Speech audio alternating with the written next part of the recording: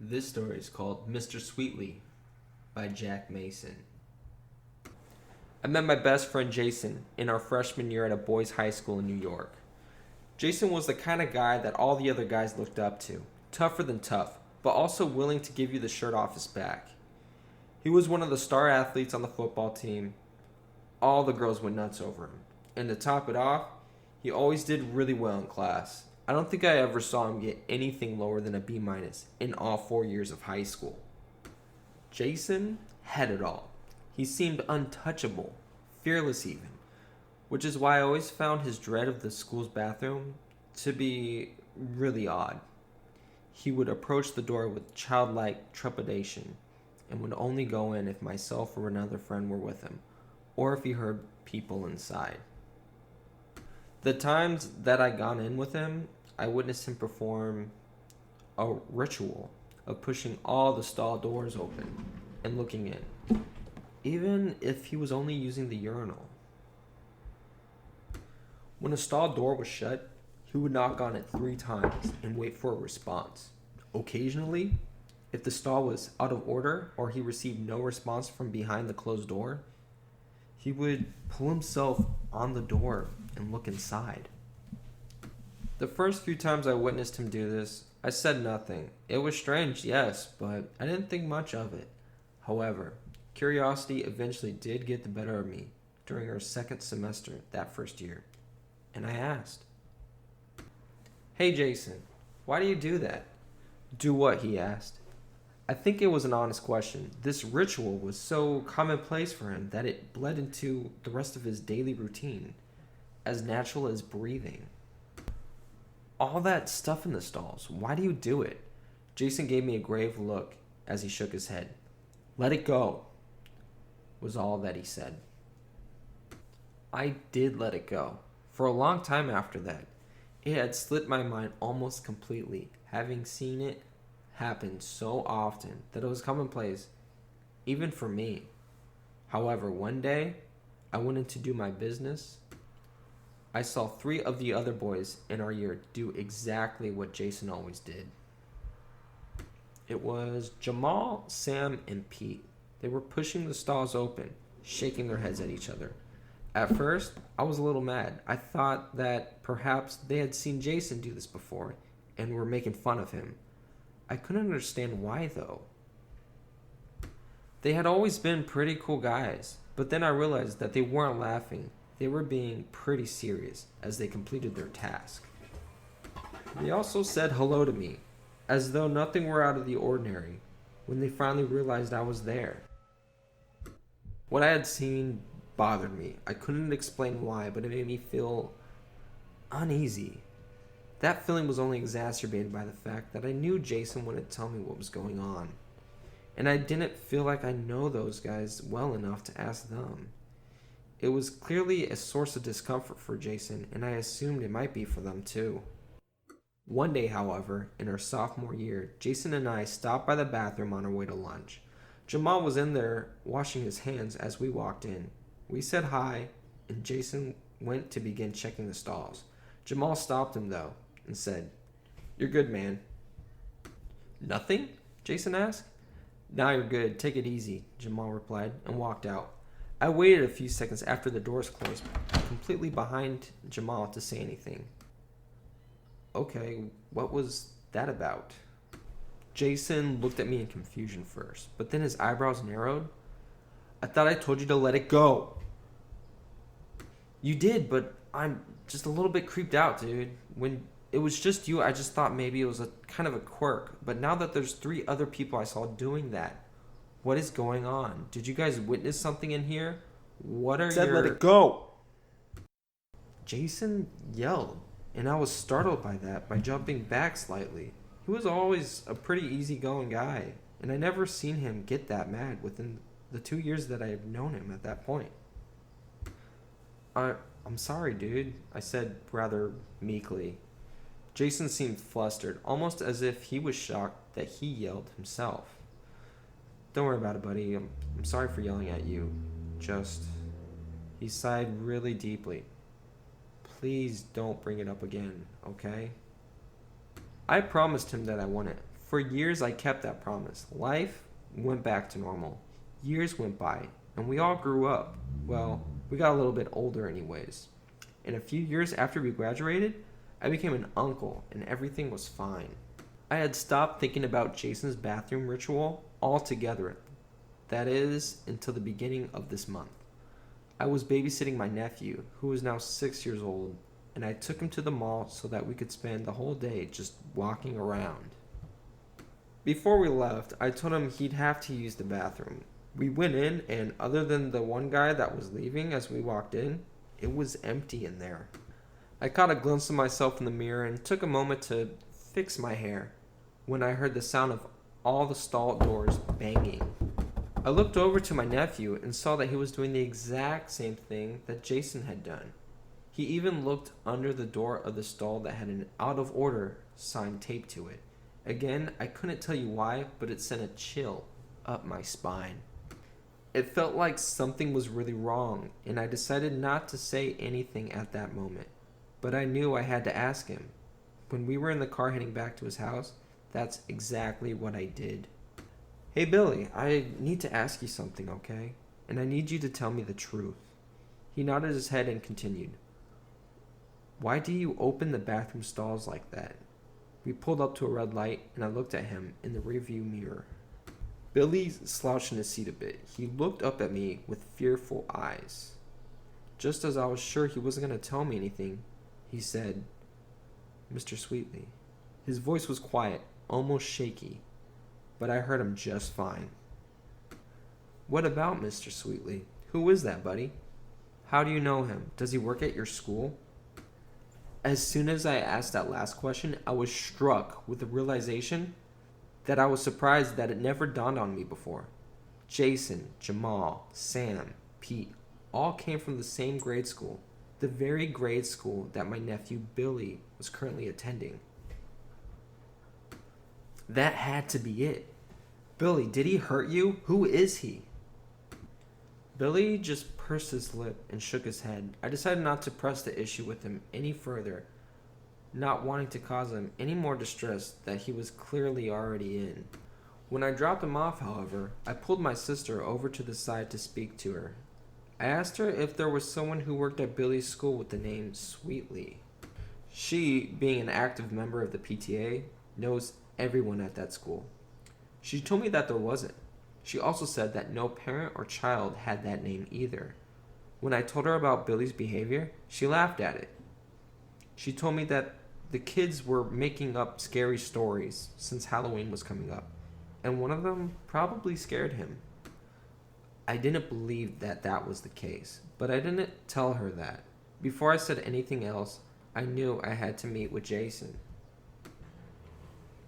Last Saturday, Jason and I went out to lunch.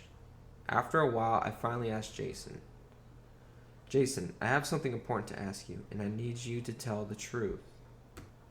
Yeah, man. What is it? I breathed in deep. I was kind of afraid of what his reaction would be, but I had to protect my nephew, even if that meant causing a scene or potentially losing one of my best friends. I'm sorry, but Billy is the most important thing in the world to me. And so I asked, who is Mr. Sweetly? Jason didn't yell. He didn't even move initially. The blood drained from his face, and he slowly looked up at me. Where the fuck did you hear that name? Just answer me, Jay. Who is he? Jason told me the whole story. Finally, after all these years. And now, I almost wish that I didn't know. According to legend, in the 1950s, there was a man who worked at the school. His name was Melvin Myrtle, and he was the school's janitor, often seen wearing a bowler hat and a suit playing ragtime records from a record player that he had in the janitor's closet. He was a goofy sort of man that everyone in the school loved. He was particularly good with children, and people often wondered why he and his wife never had children of their own before she tragically died. They started calling him Mr. Sweetly because he always smiled sweetly at everyone who passed by. One day, however, the school's other janitor, a father of a boy at the school, walked into the boys' bathroom on the first floor to clean it. When he stepped inside, he saw Myrtle peeking over the wall of one of the stalls and seeing into the next one. The man became infuriated and forcibly yanked Myrtle from the stall. A long process of asking children painful questions began, and it was determined that he did, in fact, have a habit of peering at children in the bathroom. Several girls stated that they caught him peeking at them or their friends, but the kids that he seemed to prefer were primarily boys. After the findings, Myrtle went missing and was never heard from again, though the other janitor was suspected of foul play. Eventually, the charges were dropped. A couple years later, a boy bolted from the bathroom screaming his head off that there was a man missing half his face in there watching him. Of course, the search yielded nothing. He gave a description of the man, and several other boys claimed to have seen him too. He would slowly poke his head over the stall and either watch them at the urinal or in the stall next to his. He was wearing a bowler hat, and he was missing his lips and a large portion of flesh on one of his cheeks. The boy concluded his story with, "I could almost swear he was really smiling." Jason told me that since no evidence could ever be found, teachers just began to think that it was just a story that the boys kept passing down to each other, starting with the boys who were around when the Myrtle incident took place. So, with no help from any of the adults, the boys started trying to find ways to ward him off. And after a while, they discovered that he doesn't appear if you look for him first, starting with his stall. The last stall on the right, that's where he was caught. That's his favorite place. That's where I first saw him, Jason concluded. He was shaking, rubbing his forearms in discomfort, his eyes never leaving the spot on the table throughout the entire story. I felt so badly for him. He looked like a terrified child. I believed his story 1,000,000% because, well, why would he lie?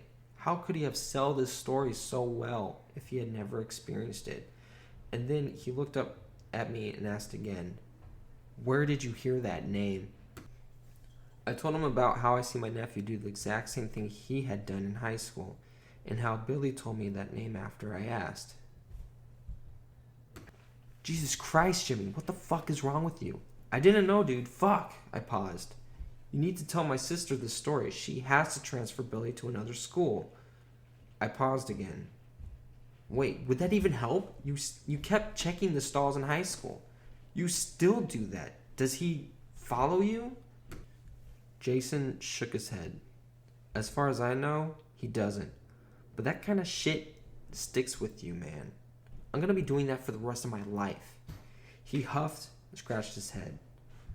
"I know your sister. Do you think she's even going to listen to a ghost story and to pull her son out of that place? She's part of the fabric of that school. You need some type of proof."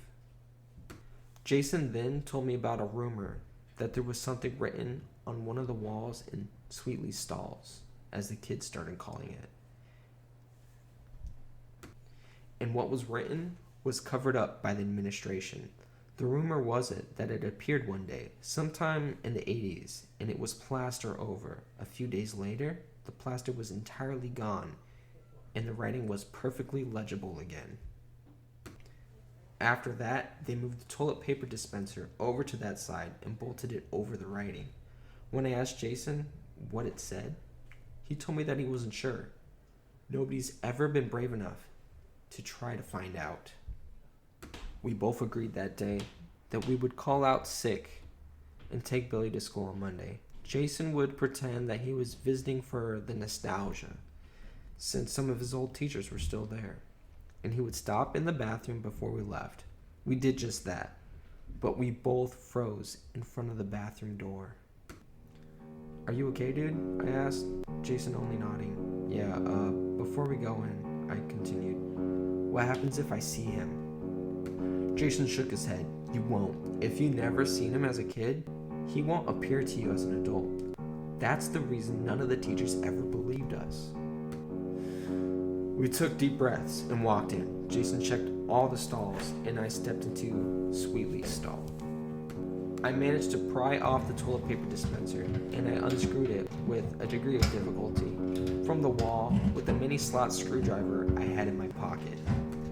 Jason couldn't even go near the stall after checking to make sure it was empty, so it was all up to me.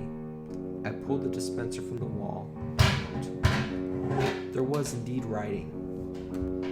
Someone or something had etched a poem into the wall.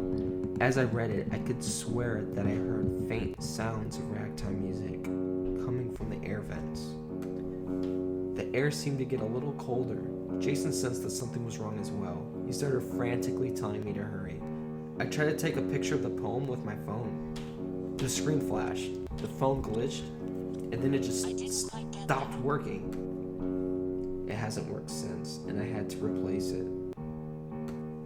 I wound up jotting it down on my arm very quickly as I haphazardly replaced the dispenser because I wanted to get the fuck out of there. This is the poem that was on the wall. He smiles sweetly, what a doll.